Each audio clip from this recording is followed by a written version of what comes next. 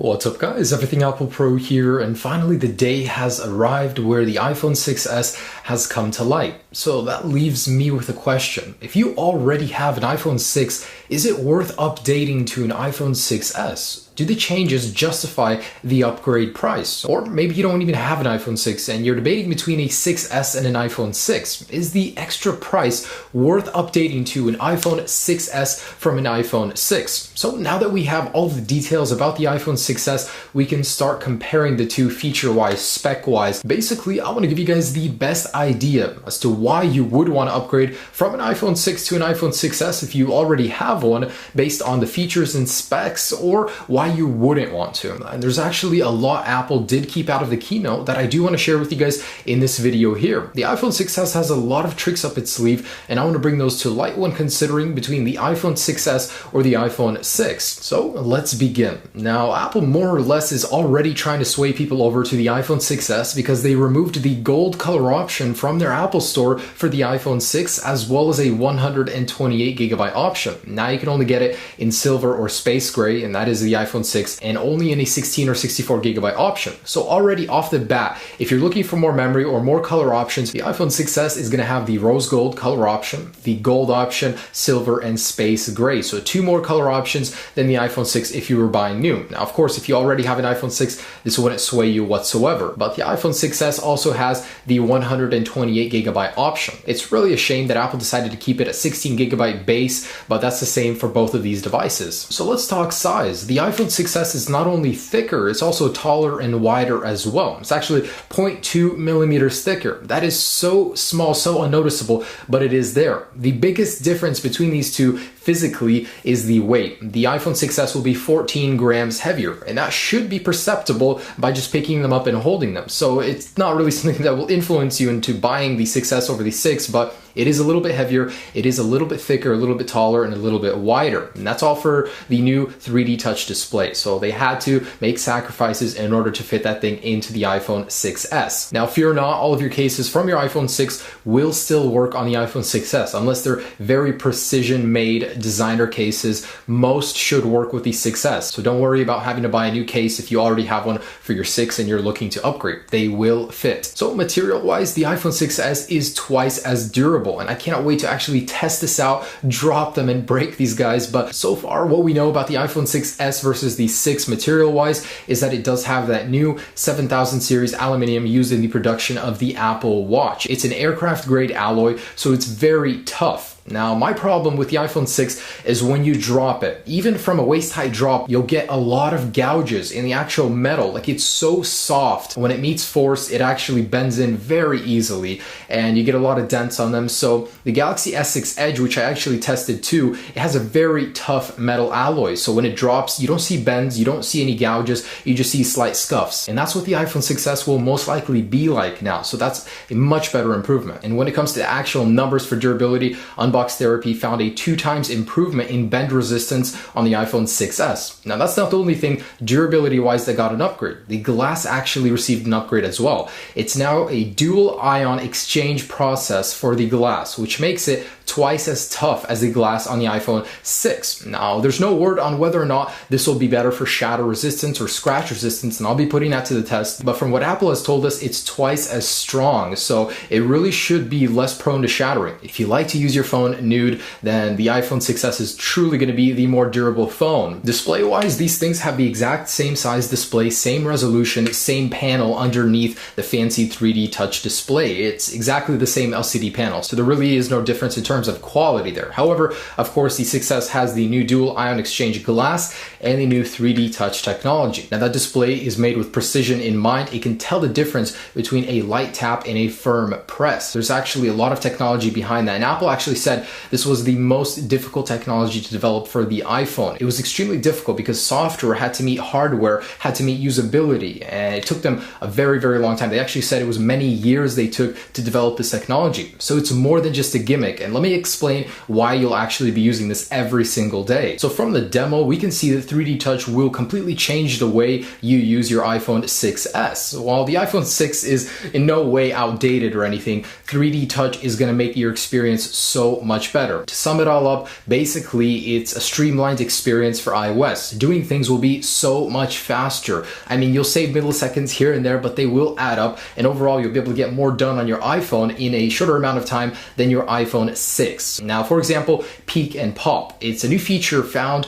with 3D Touch on iOS 9 for the iPhone 6s, where you'll be able to press very lightly, say on a link or a picture in a message, and you'll get a quick preview of it. You don't have to jump into that photo, you just get a quick preview of it, and when you press even harder, you'll actually jump right into that application. So it can save you some time just by previewing things without having to go into that application. And there are some really clever uses for 3D Touch that Apple demoed as well. For example, you can actually 3D Touch on the edge of the display and slide over, and it'll actually bring up your app switcher. So without having to double click on the home button, just firm press and you'll be able to go into your app switcher and switch apps. That is really cool. And that's just one of so many examples. So one of the other examples I really liked, 3D Touch shortcuts for apps. So on your home screen, you'll be able to firm press on an application. It'll give you shortcut options to go into a certain part of the app. For example, on the camera, take a selfie, take a photo, take a video. There were several options that you could quickly jump into that section of the app, saving you a few milliseconds of time.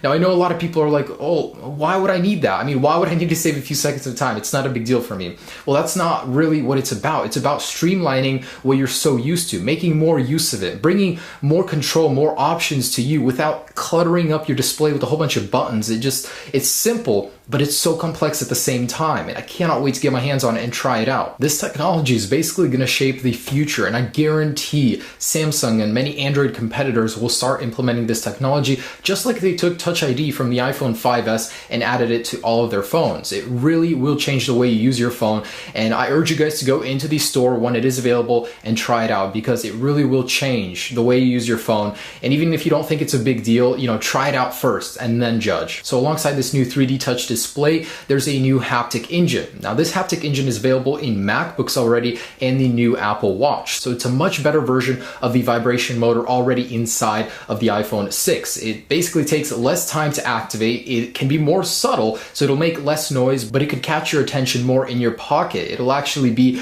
a more violent vibration motor without the noise that comes with it. Not only that, but it will actually add more responsiveness to your device. So pretty much the whole purpose behind it is to make your phone feel alive. When you use the 3D Touch technology, your phone will use the haptic engine, and it'll shake your phone just a little bit, and it'll feel really good. There'll be a very good responsiveness to that technology. So let's talk power. The iPhone 6s is a true powerhouse. This thing is so much more powerful than the iPhone 6, and if you're a heavy user of your phone, if you constantly notice that the iPhone 6 just isn't enough for you, if it lags and hangs in some areas, the iPhone 6s will do so much better. Now, officially, we don't have the actual specs just yet, but we do know about the RAM, and we do know about the improvement in power over the iPhone 6. Now, that improvement is 70% over the iPhone 6. So this thing, performance-wise, is 70% faster. Now, GPU performance, that is going to make a massive difference for video editing, for gaming, for playing back media. The iPhone 6s has a 90% more powerful GPU than the iPhone 6. And that puts it into console class GPUs. I mean, can you believe that? All in a phone. That's really incredible. And the CPU is already in desktop class territory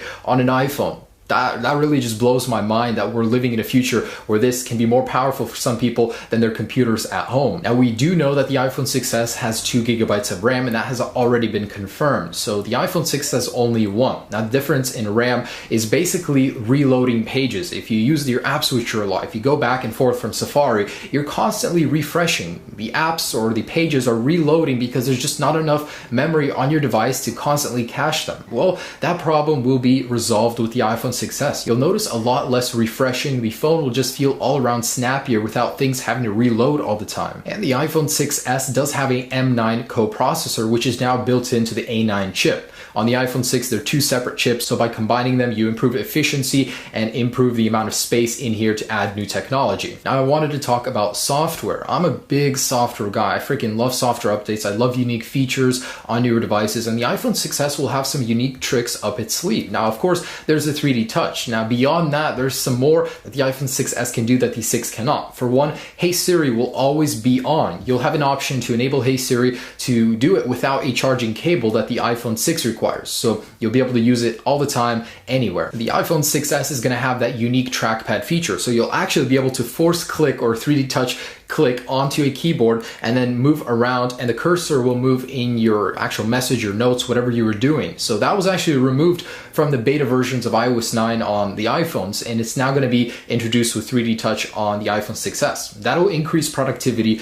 by twofold. I mean, that's just awesome. And the iPhone 6s will also have some unique features such as live wallpapers, live photos, and I'll get to that when I get to the cameras, but it just has a lot of software stuff that we don't even know about yet, but it will be very unique in the software compared to an iPhone 6. And I wanted to mention that the Touch ID has been improved. It has a 2x speed improvement over the iPhone 6, and the 6 had an improvement over the 5S. So I'm curious to see how it's better, because I have no problems with my iPhone 6 Touch ID, but supposedly 2x better, and it's a lot more accurate, so you'll get less read errors. And that brings us to cameras. Now this is an important factor when considering a phone. The iPhone 6 has a megapixel size that's been used since the iPhone 4S. That's 5 years. Now the iPhone 6s has a 12 megapixel sensor. The aperture is both the same. Now the reason Apple didn't update the megapixels for the iPhone 6 is because they wanted to make sure they could ensure quality without just blowing up the image, but actually have the quality to back it up. Now with the iPhone 6s, they're using a new technology called deep trench isolation.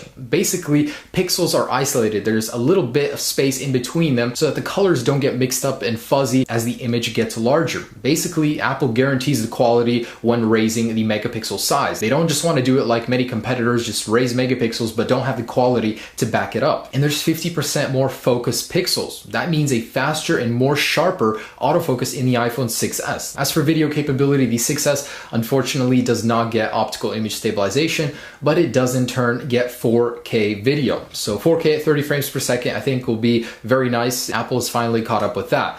Now another thing, the slow motion on the iPhone 6s has received an upgrade. It's now 1080p at 120 frames per second, 720p at 240. So that's something I was really looking forward to personally, and I'm very happy Apple keeps updating these slow motion capabilities. Now front-facing cameras on the iPhone 6s, 5 megapixels, on the 6, 1.2. So of course you're going to get a wider shot on the iPhone 6s. It'll be a better FaceTime camera. Not to mention some new unique features for the camera. You now have a full front screen flash. So Apple actually made a custom display driver chip that allows you to flash your display 3 times brighter than on the iPhone 6, basically giving you a very effective flash for the front. Not only that, but they actually color coordinate it to the actual temperature of where you're taking your picture. So you'll get a perfect true tone flash on the front of the display. I thought that was really brilliant for Apple. The front-facing camera also will get panorama and slow motion video. So it's good that they did a complete overhaul for the front-facing camera. Now when it comes to wireless, Apple really did some great improvements to the 6s. LTE speeds are now capable of up to 300 megabits download per second. That's double of the iPhone 6. Not only that, but there's 23 LTE bands. That's more than the iPhone 6, making it the most capable phone for international travel and roaming. So this thing will do much better in other countries, and it supports the new T-Mobile 7000 standard. Now Wi-Fi has received an upgrade as well.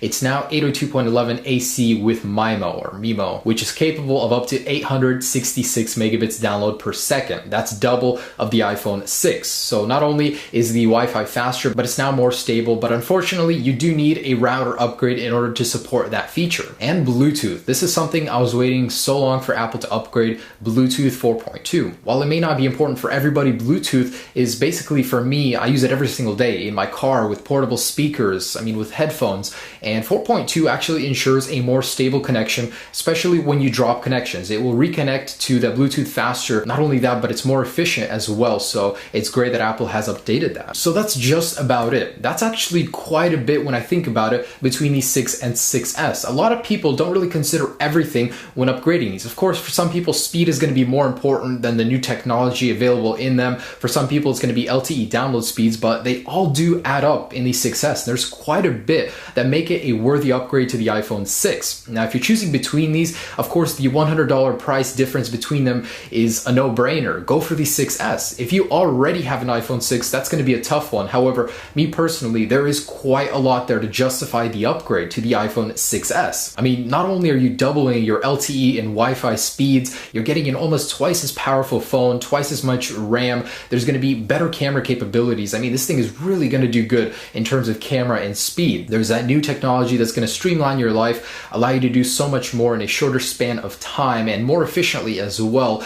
And all around, it's just a prettier phone with a new rose gold color option. So I would totally recommend you guys upgrade. It's just depending on your needs. Just look at what the iPhone 6s has to offer and decide if that's enough for you to upgrade. Now, let me give you some more reasons why you should upgrade. Well, the iPhone 6s is affordable now. Apple actually created new payment upgrade plans, $27 a month, and you'll be able to get the new iPhone every single year. That's actually a very cheap cost of ownership. Of course, you'll have to trade your phone in and all, but it's a very affordable pricing. And of course, you can still sell your iPhone 6 and use that money towards an upgrade of an iPhone 6s. So there's a lot of compelling reasons to upgrade. Just take a look at what you guys need and see if it's enough for you to upgrade. I certainly would. Anyways, guys, thanks for watching this video. I do hope I did highlight all of the changes between these phones, and I wanted to give you guys the best possible idea. I mean, there's a lot of little things in there that would compel me to upgrade, especially the slow motion upgrade. I really like that. I really like the 3D touch, but I'm gonna wait until I use it in person before finally judging it. Thanks for watching this video, guys. Hope you enjoyed it. Hope I did help you find the reason in order to upgrade, in order to justify it. Have a great day. Enjoy your iPhone 6s upgrade if you choose to do so. Peace.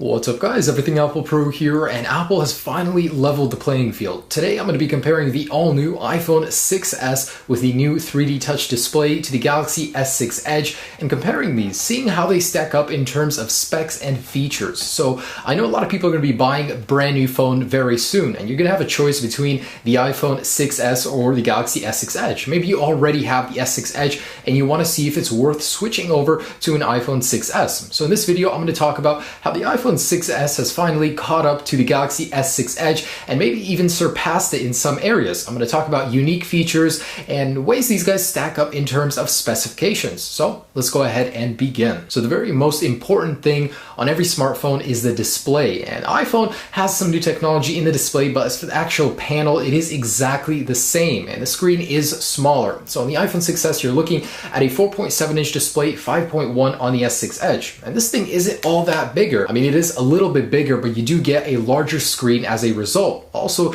the screen on the S6 Edge is much more sharper. It's got a pixel density of 577 pixels per inch with a much sharper resolution. So the iPhone 6s is no slouch, but you're definitely going to see crispier images on the S6 Edge. Now, as for durability, both of these guys are equally good. I'm going to test these out, of course, in a field test, but the S6 Edge is very tough. As my tests have proven, both the display with Corning Gorilla Glass 4 and the actual material of the metal, it's very tough. The iPhone 6s now, on the other hand, has a new aluminum 7000 construction. It's going to be twice as tough as the iPhone 6, and the display is dual ion strengthened glass. So that means it's going to be a lot tougher than the 6, and of course, I'll be testing them soon. As for size, both of these phones are a little bit different. The S6 Edge is the wider and taller phone, however, it is slimmer, 6.8mm versus 7.1 of the 6s. So they're very similar in size, however, this guy's just a little bit wider. As a result, it's more comfortable to hold. Now, what's powering these guys? We don't have any official specs yet for the iPhone 6s, however, we do know it is 70% more powerful in terms of CPU than the iPhone 6 and 90% more in GPU performance. And as tests have shown us, the iPhone 6 outperformed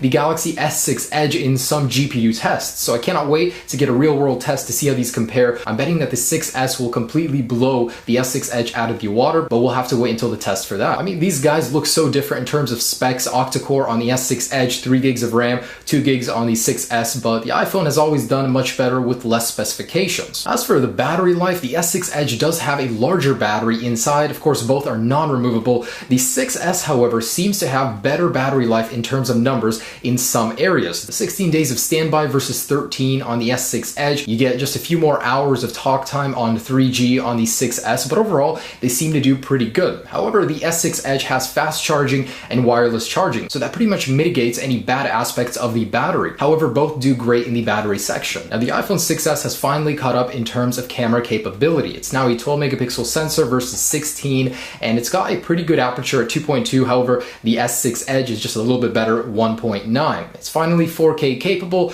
and the one area that the iPhone 6s camera outperforms the S6 is in slow motion. It can do 240 frames per second at 720 and a new 120 at 1080p. That's what the S6 Edge can do only in 720. So I'm pretty proud of Apple keeping up that slow motion capability. Now the S6 Edge has far more customizability in camera controls. However, the camera lens actually sticks out a lot more than the iPhone 6s, and that's what kind of bothers me. The 6s, however, does have True Tone flash both on the front and rear cameras. There's a new technology that allows you to get a full front-facing flash using a new True Tone Retina technology. Front-facing camera on the 6s has finally caught up, 5 megapixels. It's also got wide-angle mode, but it's a little behind in terms of video quality. Now getting into wireless, the iPhone 6s has received some upgrades as well. It's now just as fast in LTE and slightly outperforms in Wi-Fi capability, as it has a new standard for MIMO. Now whether or not you'll see 866 megabits download per second from your router is highly unlikely, but it's better future-proofed. As for LTE bands, the 6s actually has more than the S6 Edge, making it better for travel, and it actually supports a couple new standards that the S6 Edge does not. Now, this one is important for me, don't know how much it would be for you, but Bluetooth 4.2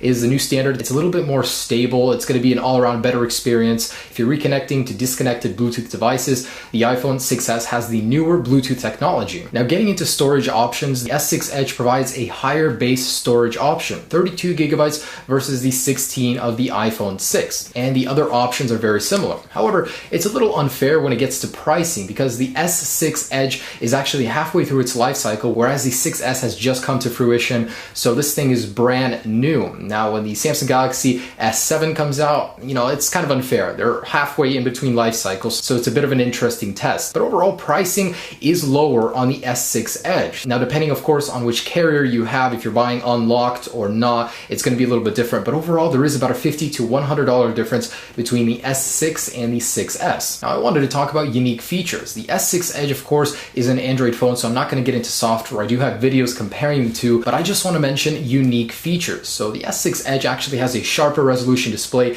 It has that curved display as well, whereas the iPhone 6s has the new 3D touch display, which brings a whole new way to interact with your phone to the display. Now of course you can pick whichever one you like more, but the 3D touch display offers more functionality than that curved edge display. The S6 Edge does have an AMOLED display which will produce better black colors, it's more efficient, and it's an overall thinner phone with a higher base storage. It's also got wireless charging, quick charging that could really make a difference in a pinch. The iPhone 6s, however, has Bluetooth 4.2, it has better slow motion capability, of course that 3D touch display, it's got an overall faster Wi-Fi and True Tone flash for the front and rear cameras, that is really cool, and it even has more color choices here in America if you're buying from a carrier. Rose gold, which the S6 does not have, it has green, but that's not usually available here in America. Now the iPhone 6s pretty much does a lot of catch up to the S6 Edge. It can now do 4K video, it has a low power mode, the cameras are pretty much leveled up at this point, we'll have to put that to the test, but they're very equal in specs. It gets more RAM, it also has equal LTE speeds, so it catches up to the level of the S6 Edge. But overall, these phones are of course in their own categories, but they're both great phones. Just take a look at some of those features